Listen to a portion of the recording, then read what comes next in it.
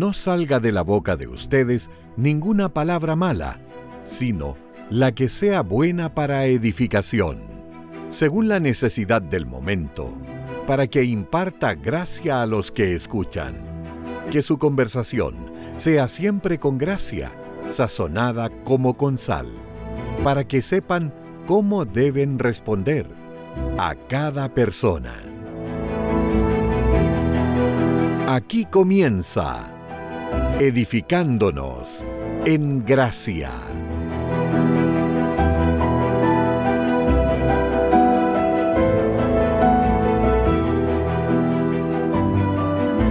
Sean todos muy bienvenidos y bienvenidas a su programa Edificándonos en Gracia. Cada semana nos reunimos para compartir de la palabra del Señor. Este último tiempo hemos estado tratando como temática general, ¿cierto?, el Evangelio según Jesucristo. Capítulo anterior cerramos ya cómo luce un verdadero creyente, viendo ahí en Juan 8 del 31 al 47. Y hoy estaremos viendo una nueva etapa, cómo dentro del Evangelio según Jesucristo somos confrontados con el carácter de Cristo. Para ello, como siempre, está aquí junto a mí mi querido pastor Iván Reyes. ¿Cómo está, pastor? Gusto en saludarle y de verle en este día. Igualmente, hermano Juan, qué grato es poder reunirnos en torno a la palabra de Dios. Siempre es nuestro placer, es nuestra satisfacción mayor. Y por supuesto compartir también reflexiones, meditaciones con nuestros hermanos referente a lo que implica la evangelización, que tiene que ver también con el conocimiento del Señor, es decir, con el ser confrontados precisamente con su carácter y su naturaleza perfecta. Así nos vemos también como en un espejo, somos reflejados como lo que realmente somos y necesitamos, y en consecuencia también encontramos en Él precisamente la solución a nuestra condición. ¿Le parece, pastor, si para comenzar nos guía en oración? Perfecto. Padre, alabamos tu nombre, te damos a ti las gracias por el privilegio que tenemos de poder acercarnos a ti confiadamente y poder recibir de ti la dirección, la instrucción, la guía, Señor, para nuestra vida, para nuestro crecimiento, edificación, para ser más conformados a Cristo cada día. A través de este programa esperamos en ti, Señor, que podamos también llegar a muchas otras partes, a muchos otros hermanos, a diferentes personas que tienen diferentes situaciones y que luchan con diferentes cosas en su corazón, también poder ser fortalecidos, consolados, animados y también confrontados, por supuesto, con tu verdadero carácter. Ayúdanos a poder entender y sobre todas las cosas, Señor, a aplicar lo que tú nos enseñes en esta hora. Bendice a cada uno de los auditores que se conectan con nosotros a esta hora. Oramos en el nombre de Jesús. Amén. Amén. Pastor, ¿quiere hacer un pequeño resumen o introducción antes de leer todo este texto? Sí, me parece. Nosotros vimos cómo luce un verdadero creyente, un creyente genuino en el último programa, y mencionamos algunas cosas que también se sacan por aplicación de contraste, por ejemplo, en otros momentos de una forma directa. Por ejemplo, el creyente genuino permanece en la palabra de Dios. Si permanecierais en mi palabra, seréis verdaderamente mis discípulos y conoceréis la verdad y la verdad os hará libres. Esa es una primera característica, permanecer en la palabra de Dios. ¿Qué es lo que hace la palabra? La palabra da vida, ¿cierto? La palabra tiene la semilla, el germen de la vida. Por lo tanto, cuando llega a un corazón, le da una nueva naturaleza, le da una nueva vida. Y el permanecer en ella es evidencia, obviamente, de que es un verdadero creyente. Además, también ahí está implícito, es libre. Seréis verdaderamente libres. Libres no de libertinaje, para hacer lo que nosotros queramos, sino libres para servir y honrar a quien nos ha salvado. No es esclavo del pecado, esa es la tercera característica. El pecado es el que domina, gobierna a cada persona que nace en esta tierra. Del mismo momento de su concepción nace en pecado y es gobernado por el pecado. Necesita ser liberado de allí, y si el Hijo os libertare, seréis verdaderamente libres. Es decir, el Señor tiene esa prerrogativa. Cuarto, el padre de un creyente genuino es Dios. Ya no se pertenece a sí mismo, sino pertenece a aquel que lo engendró por su gracia, por su palabra, y que le dio el privilegio de ser llamado precisamente Hijo de Dios.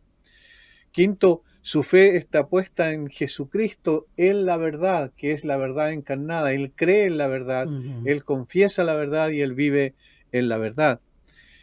Sexto, oye la palabra de Dios, oye la palabra de Dios. Dijo el Señor, el que es de Dios, las palabras de Dios, oye. Eso es lo que hace el creyente, pero lo oye con una disposición de corazón, con alegría, así como las ovejas escuchan la voz de su pastor y se alegran y lo siguen. Claro, así también el verdadero creyente, y finalmente también ama al Señor. Eso es lo que dice también la palabra de Dios. Ahora, en ese sentido, entonces, el Señor está allí mostrando a los judíos que supuestamente habían creído en Él, de que creer en Él es una cosa distinta a lo que ellos se imaginaban. Y a veces tenemos eso, ¿cierto?, en las personas que tienen un concepto general de lo que es creer en el Señor, pero la verdad es que la palabra de Dios es la que clarifica, la que saca la venda de los ojos para que realmente podamos creer en Dios conforme a lo que el mismo Señor ha dicho que es la fe. Esa es una definición, en definitiva, de lo que es la fe. Eso vimos en la última ocasión. Un pequeño y muy resumido, valga la redundancia, resumen, ¿cierto?, para la aplicación de este texto. Así que, si no lo oyó, si no vio el programa, lo invitamos ahí a buscarnos como Ministerio Armonía, ¿cierto? Aparecemos en las redes, ahí puede ir a YouTube, ¿cierto? Y ver Edificándonos en Gracia, y el capítulo que estábamos tratando desde el versículo 39 al 47.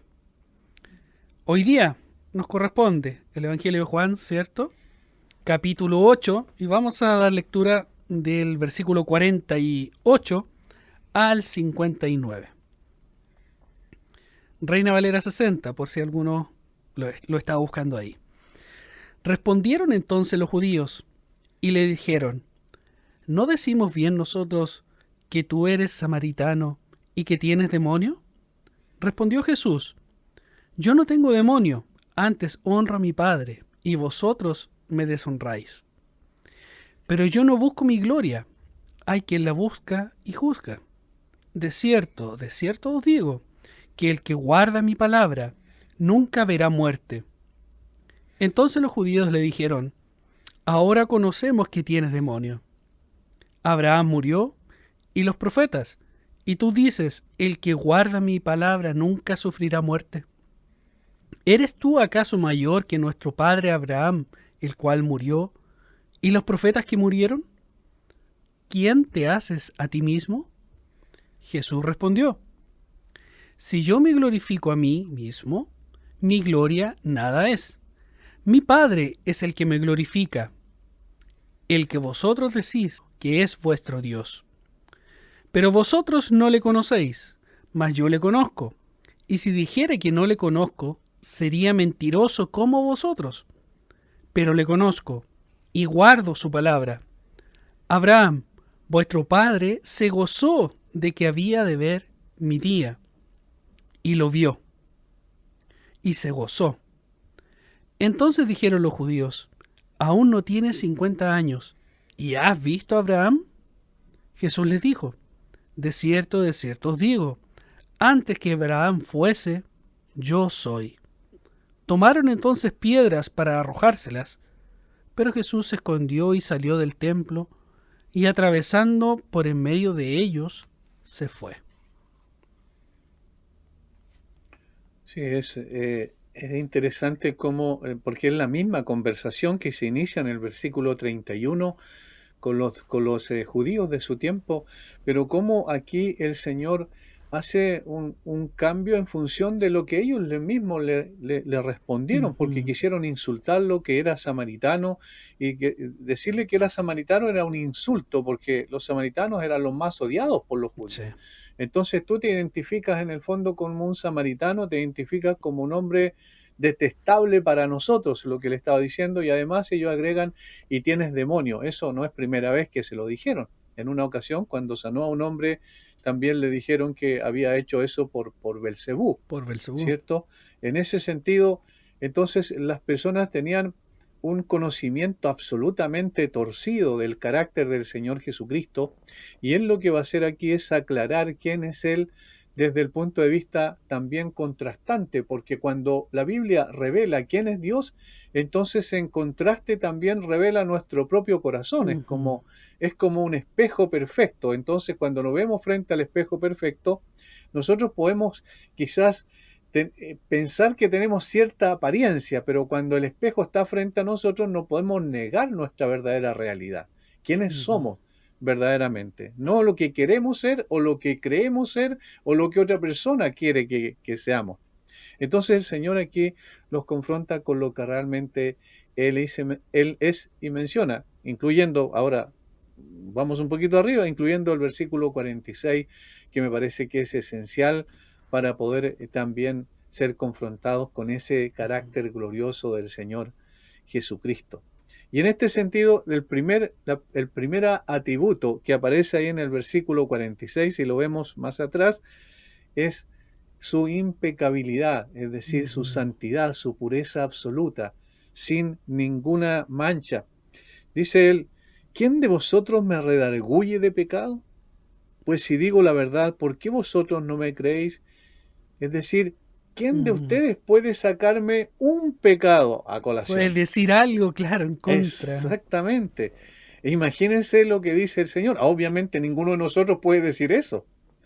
Eso es prerrogativa exclusiva de Él por su carácter, porque Él tiene un carácter impecable.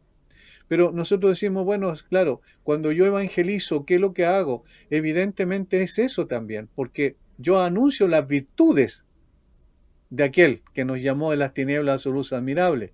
Virtudes, o sea, carácter, naturaleza, atributos. Eso es lo que yo debo mostrar a quien estoy evangelizando, diciendo, mira quién es Dios, mira quién es Jesús. Y en contraste, entonces, la persona tiene que decir, ¿y quién soy yo delante de este Jesús? Entonces, por eso hablaba del espejo perfecto, que en este sentido nos muestra la santidad, la impecabilidad absoluta del Señor Jesucristo. No sé si recordamos un evento que le llaman la pesca milagrosa, es conocido como la pesca milagrosa, cuando Pedro estaba remendando las redes y el Señor Jesucristo le dice que bogue mar adentro, y él le dice, pero Señor, y lanza la red, dice. Claro. Y él le dice, pero Señor, hemos pescado toda la noche y no hemos pescado nada, es decir, habían fracasado rotundamente. ¿Cómo tú dices que lance la red? Pero en tu nombre, dice Pedro, lo haré.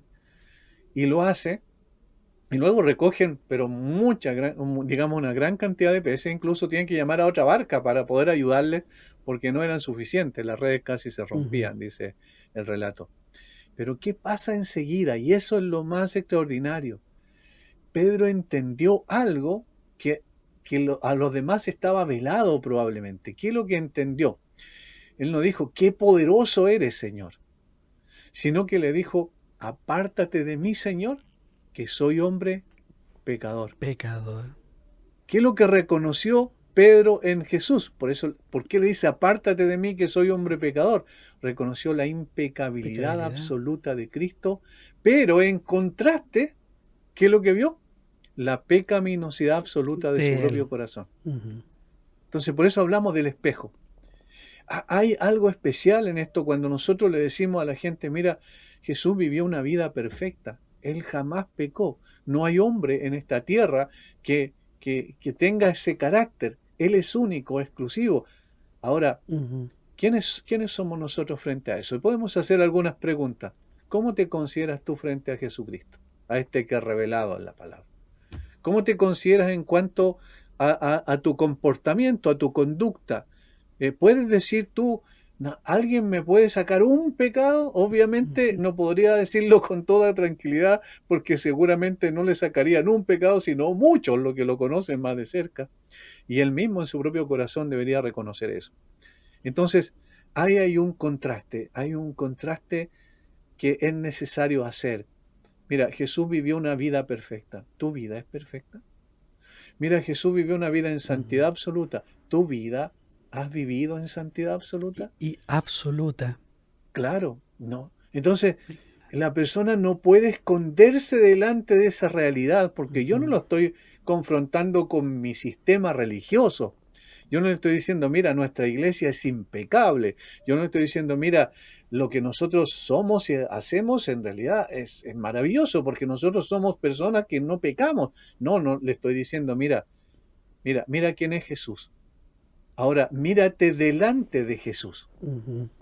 Y allí se revela realmente el corazón de una persona, porque una cosa es que yo le diga, mira, tú eres pecador, y otra cosa es que yo le diga, mira, gánate al lado de Jesús. ¿Cómo te ves al lado de Jesús? Ahí hay una diferencia notable. Entonces, cuando uno empieza a tomar otros textos bíblicos, a recordar otros eventos, se da cuenta de aquello. Por ejemplo, la mujer de Pilato, ¿qué es lo que dijo? No tengas nada que ver con este hombre justo. Ahí impecable.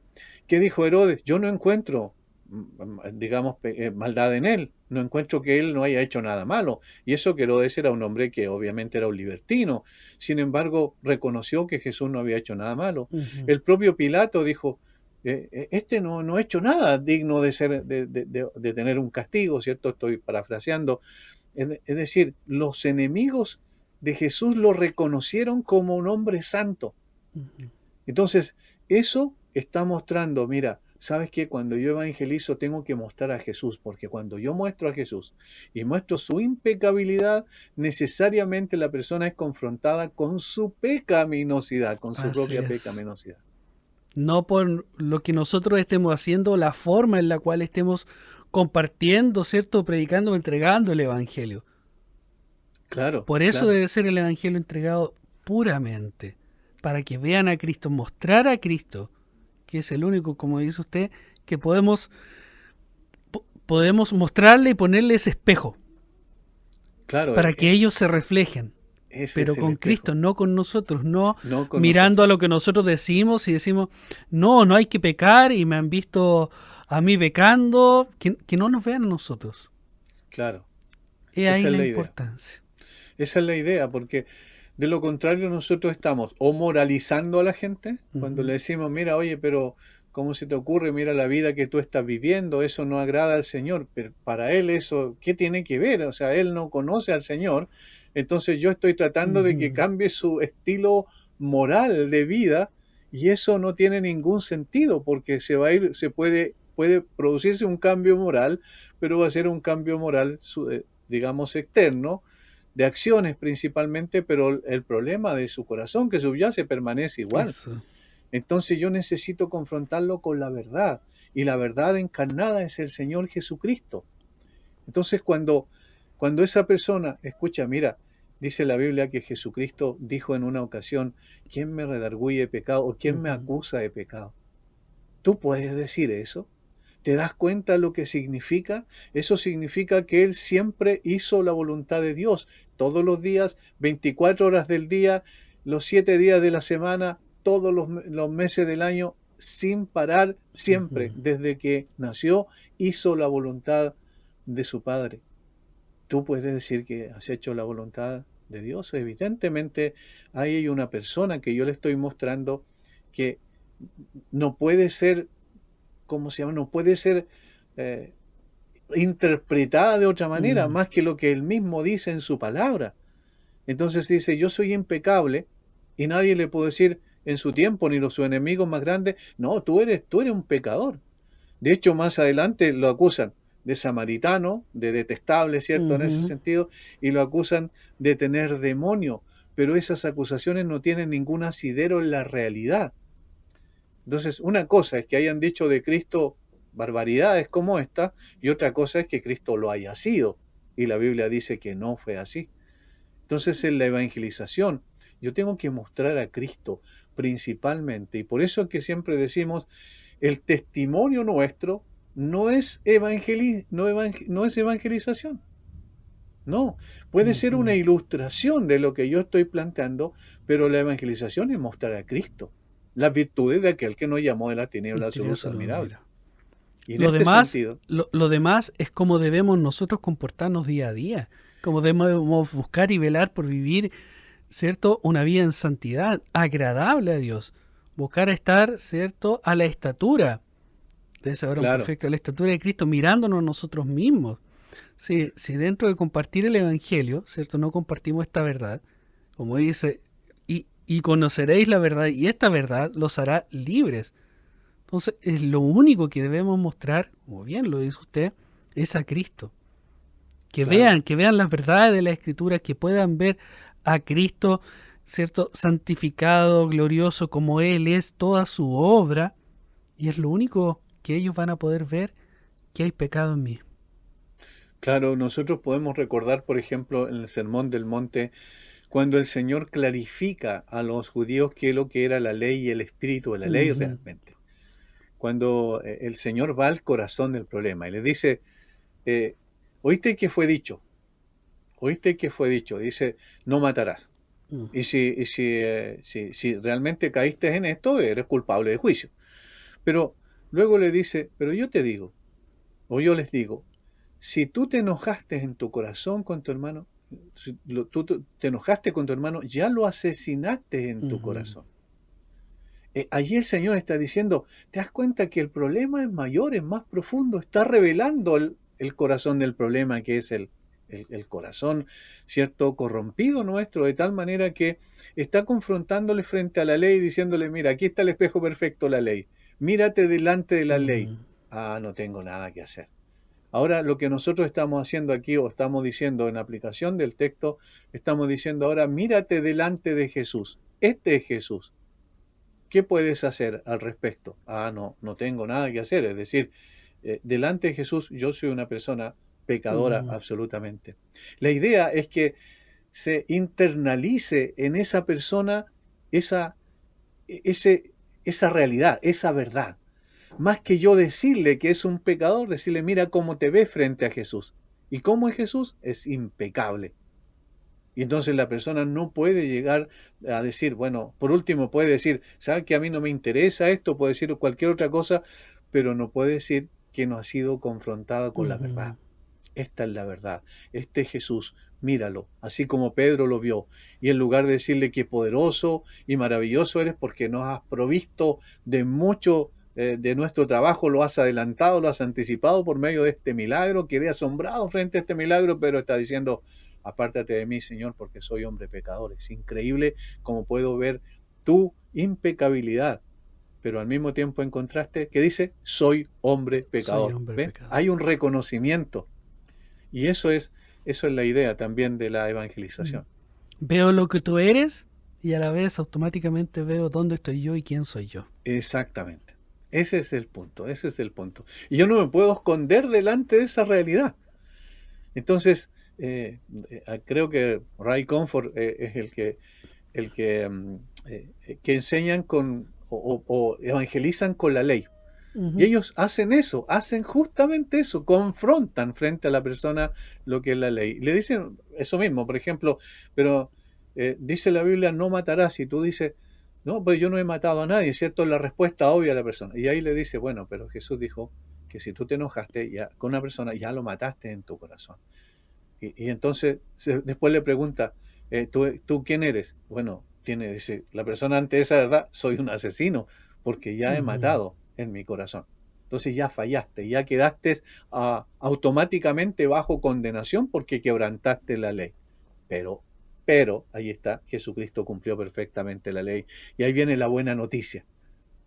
Entonces, lo bueno es que en el caso del espejo es una ilustración parcial, porque el espejo me muestra tal como soy, pero el espejo no puede cambiarme. ¿Verdad? No puede cambiar mi apariencia.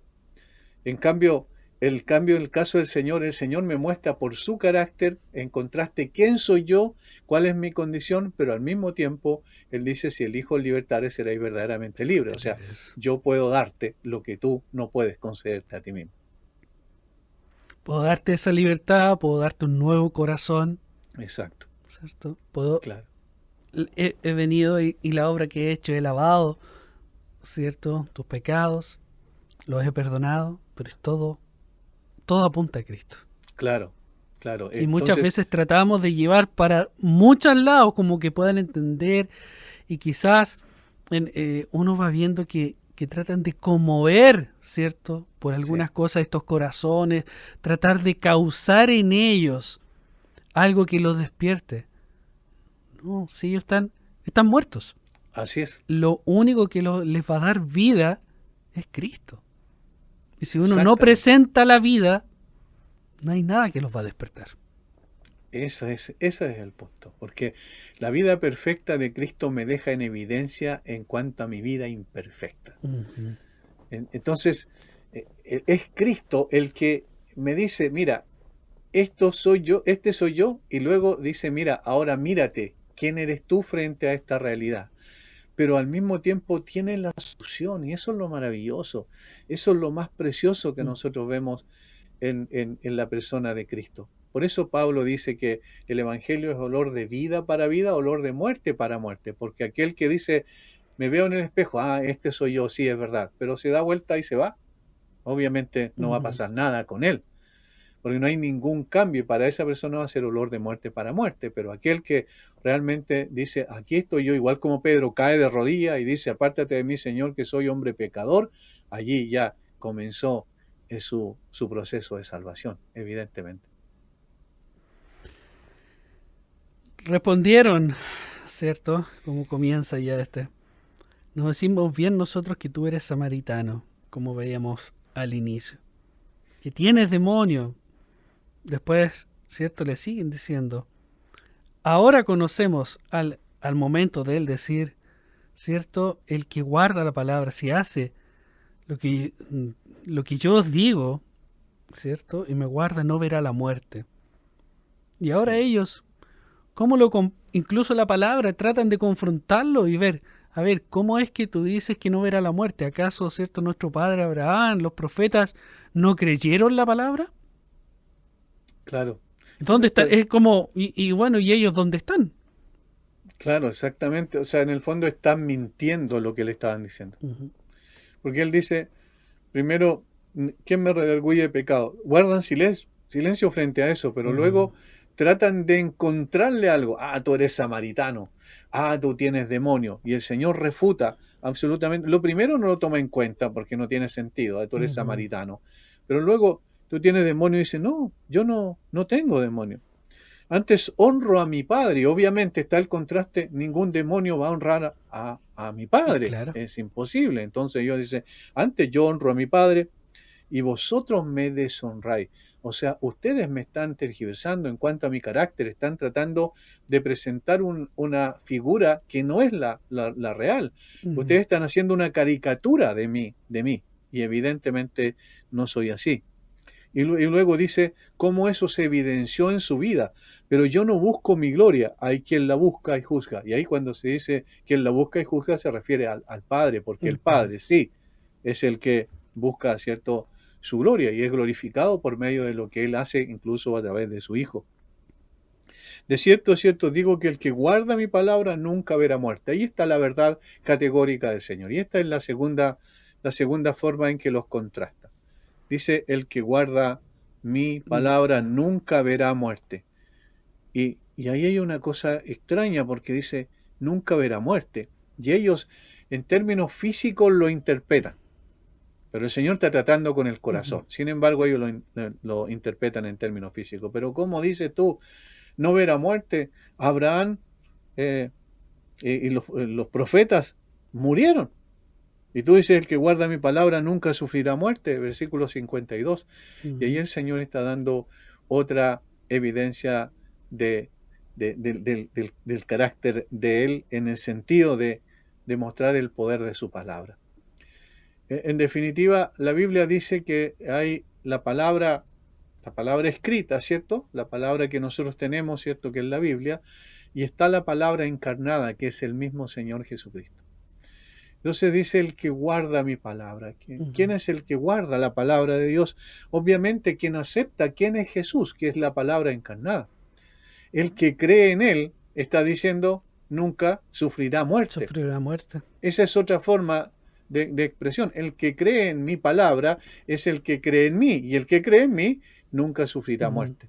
Otra versión dice, si alguien guarda mi palabra no probará jamás la muerte. Claro.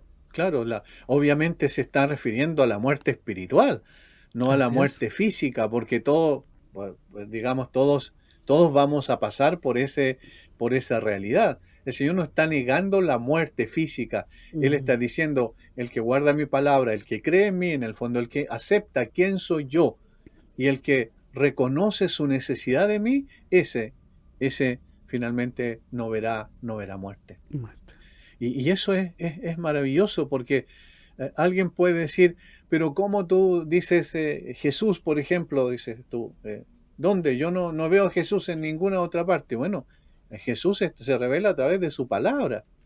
Entonces, si tú dices conocer a Jesús o tener un conocimiento general de Jesús y no conoces su palabra, entonces estás mintiendo porque Jesús se revela a través de su palabra. Así Y la es. Biblia es la autorrevelación de Dios. Entonces, cuando yo digo, la palabra de Dios es la que me confronta, la palabra de Dios me dice que la ira de Dios se revela desde el cielo contra toda impiedad e injusticia de los hombres Ujú. que tienen con injusticia la verdad, yo no estoy haciendo una conjetura respecto a la forma en que Dios actúa. Yo estoy diciendo que Dios es así. ¿Cómo sé? Porque su palabra, a su autorrevelación, dice esto. De allí la autoridad y la suficiencia de la Escritura es fundamental para poder evangelizar.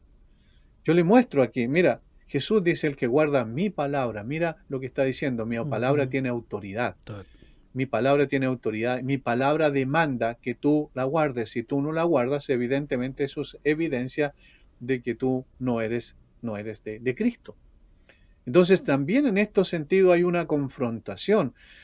Otra vez nosotros al principio dijimos, tenemos que contrastar o confrontar a la persona con el carácter de Cristo, la Ujú. impecabilidad de Cristo, pero tenemos que confrontarlo de qué manera podemos hacerlo, a través de su palabra, porque cuando decimos que Cristo es santo, lo estamos diciendo no por una conjetura, sino por lo que su palabra dice. Así es. Entonces hay una relación entre quién es Jesús y la palabra de Jesús.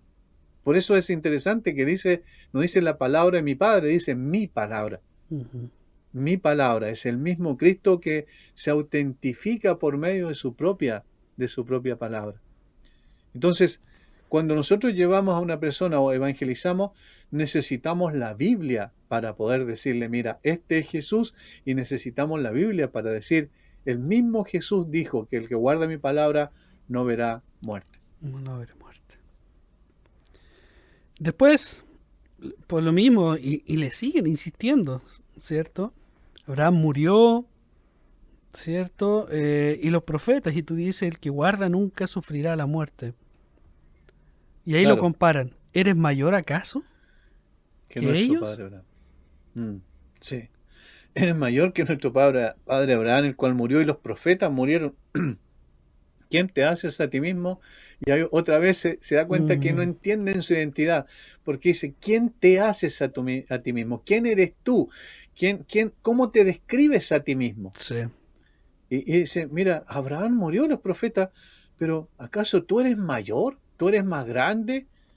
Y el Señor no va a negar esa realidad, sino que justamente le va a decir, sí, efectivamente, versículo 54. Ujú, Respondió Jesús, si yo me glorifico a mí mismo, mi gloria nada es, mi Padre es el que me glorifica, al ujú. que vosotros decís que es vuestro Padre, pero vosotros no le conocéis, mas yo le conozco.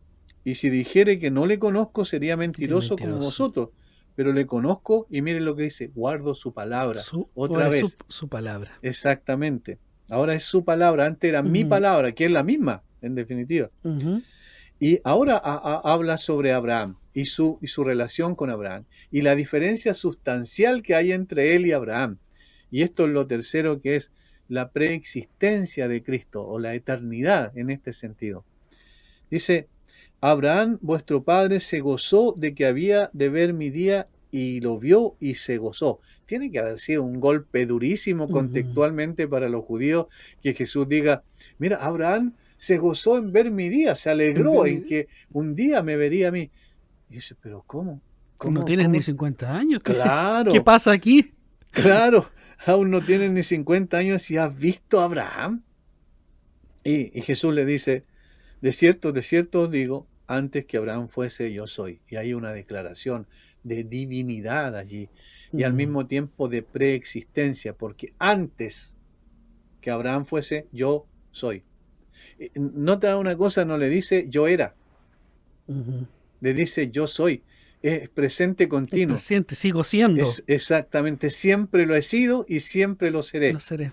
Y esa es una declaración de divinidad, por lo mismo que vemos que en 7 ocasiones el Señor utiliza ese mismo concepto, ego e eimi, en griego, yo Ujú. soy, yo soy. Yo soy la vid verdadera, yo soy el buen pastor, yo soy la luz del mundo, como hemos visto, yo soy el camino, la verdad y la vida, yo soy la resurrección y la vida. Todos estos yo soy están enfatizando esto. Yo soy Dios, estaba diciendo. Ahí, esto todo nos lleva a Éxodo capítulo 3, versículo 14, cuando Moisés Ujú. dice, y si me dicen, ¿quién te envió? ¿Qué les diré? Y el Señor les dice, dile, Yo yo soy, soy el que me ha enviado a me ha ustedes. enviado a vosotros. Entonces aquí cuando el Señor dice, antes que Abraham fuese, yo soy, está diciendo, yo soy el que existe por sí mismo. Yo soy el que no necesita de nada Ujú. ni de nadie para existir. Yo soy el que siempre he sido y siempre seré. Entonces, esta confrontación ya tiene que ver con la esencia misma del Señor. Ni siquiera hablamos de un atributo, hablamos de su esencia como ser, Ujú. como ser divino. Yo soy el mismo ayer, hoy y por los siglos, yo soy el alfa y la omega, ¿cierto?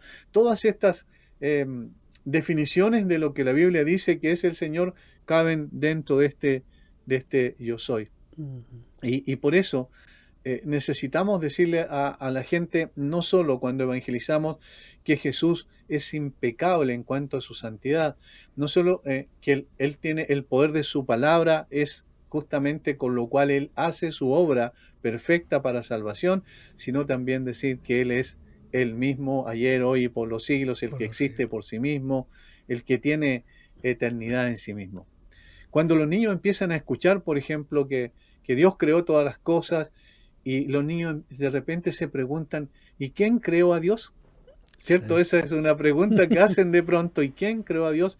Y obviamente allí necesitamos explicarlo, el credo que dice que Él es increado, es decir, que Él es la primera causa que existe por sí mismo, porque la primera causa necesariamente tiene que tener existencia eterna, es decir, nunca Ujú. comenzó a ser, Él siempre fue, Siempre fue. claro. Y siempre Entonces, es y siempre y será. siempre Qué será, claro, maravilloso. claro. Eso es justamente lo que necesitamos explicar. Y a la gente explicarle, mira, Él es la causa de todas las cosas. Todas las demás cosas que existen son efectos simplemente, Ujú. pero Él es la causa de todo lo que existe y por eso es el creador de todo y por eso es el sustentador de Tentador todo de todo. y por eso tiene la solución al problema más grande también del hombre, que es su condición pecaminosa por la cual merece el juicio de Dios, porque siendo Jesús santo, delante de Él somos pecadores, pero siendo santo, Él es justo y tiene que manifestar su Su justicia justicia. en contra de los pecadores. Y entonces ahí está la obra de sustitución de Cristo, pero Él mismo se ha puesto en el lugar de los pecadores para que la ira del Padre cayera sobre Él Sobre. y no sobre ti. Que es la doctrina, ¿cierto?, de la sustitución esencialmente, y que Martín Lutero entendió también en ese contexto de la experiencia de la torre, que Ujú. se llama, cuando él creía que la justicia de Dios que se revelaba en el Evangelio era aquella justicia por la cual Dios es justo y tiene que condenar al hombre injusto, y por eso él sufría tanto, porque trataba de ser santo, y tenía una convicción profunda de pecado y no podía, y luchaba permanentemente con eso, y se le presentaba el famoso gran dilema, cómo un Dios justo puede perdonar a un Poner hombre un nombre. injusto. Entonces él pensaba que en la justicia, digamos en el Evangelio, la justicia de Dios se revela, pensaba en esa justicia. Entonces estaba Ujú. diciendo, ante eso estoy muerto, no tengo nada que hacer, estoy condenado. Pero luego entendió la relación que existe entre la justicia de Dios que se revela en el Evangelio y la frase más el justo por la fe Por vivirá. fe vivirá. Y entonces él entendió qué cosa, que no se trataba de esa justicia punitiva de Dios, sino Ujú. de esa justicia salvadora de Dios, redentora de Dios en la persona de su Hijo. Que Él vino y siendo justo y perfecto se coloca en el lugar del hombre injusto y que debía morir en ese lugar, toma su lugar y paga la pena del pecado. La paga del pecado es muerte. Entonces el Señor muere en nuestro lugar. Y esa justicia es en la cual revela el Evangelio. La justicia no mía, sino la justicia de Cristo. No la justicia punitiva de condenación, sino la justicia redentora por la cual el Señor nos cubre. Con esa justicia lleva nuestros trapos de inmundicia a la cruz y muere en nuestro lugar y paga la pena que merecían esa inmundicia, y Él nos traspasa su ropa de justicia a nosotros. Y allí, dice Lutero, era como si las puertas del cielo se hubiesen abierto y yo hubiese entrado por ellas. Eso es el Evangelio, y eso es lo que aquí el Señor, nosotros debemos decir a los demás. Mira, la justicia de Cristo, la perfección de Cristo, es la seguridad de que tus pecados son perdonados en Él, por Él y gracias a Él. Y gracias. Amén.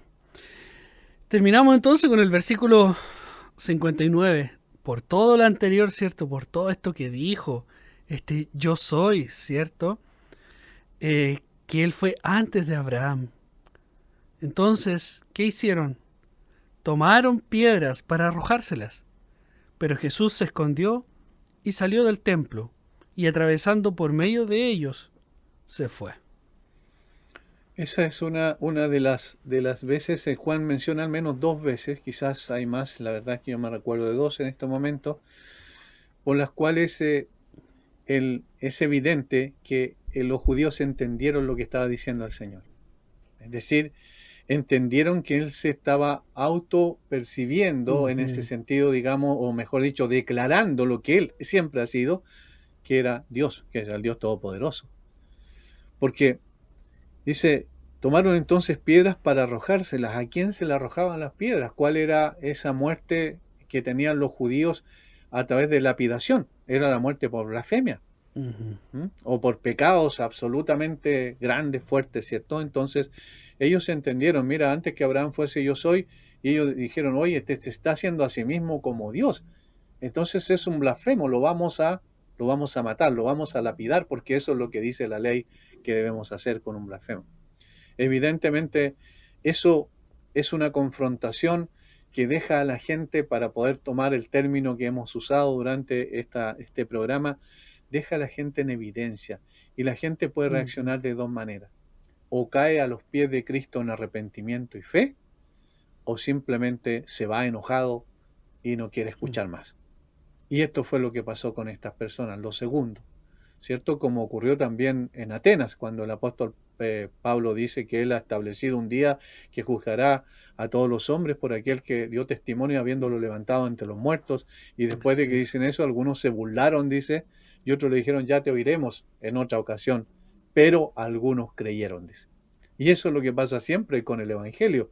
El Evangelio nosotros lo predicamos, confrontamos aquí con el carácter de Jesús, y hay personas que actúan como los judíos, es decir, se rebelan directamente, dicen, nosotros no vamos a aceptar eso. O simplemente como aquellos pocos que dicen Atenas, que creyeron en el Señor Jesucristo, creyeron en el mensaje de Pablo, obviamente. Hasta que sus ojos puedan ser abiertos. Exactamente. ¿Cierto? Por medio de su palabra y por medio de su espíritu. Así es. Quien da esta fe para poder creer. De todas maneras. Pastor, alcanzamos a terminar. Eso sí que es milagro. Sí, alcanzamos a terminar. Terminamos el tema. Sí. Pero esperamos que sea de mucha edificación para nuestros hermanos, así como lo es para nosotros también, primeramente. Amén. Y esperarles para un próximo capítulo de este programa. Pastor, antes, algunas palabras para despedirnos. Solamente decir que el Señor sigue extendiendo sus manos de amor a través de la proclamación de su palabra, para seguir alcanzando al perdido, para seguir buscando a quien está completamente muerto en sus delitos y pecados, para darle vida. El Señor sigue extendiendo su evangelio, su proclamación del evangelio, para poder dar esa vida eterna que tanto el hombre necesita, y lamentablemente aquí hay 2 posibilidades nomás: o tiene vida eterna o muere eternamente. Y el Señor Jesucristo está diciendo, yo vine para dar vida y para dar vida en abundancia. Esa vida que está más allá de lo concebible para nosotros y que la vamos a experimentar solo cuando partamos de esta tierra. El Señor es el Salvador perfecto. Así es. Bien, pastor, gracias por compartir con nosotros y a todos nuestros hermanos. Gracias por estar atentos a la sintonía y también a los que nos están viendo por redes sociales. Dios les bendiga y nos vemos en un próximo capítulo de su programa, Edificándonos en Gracia.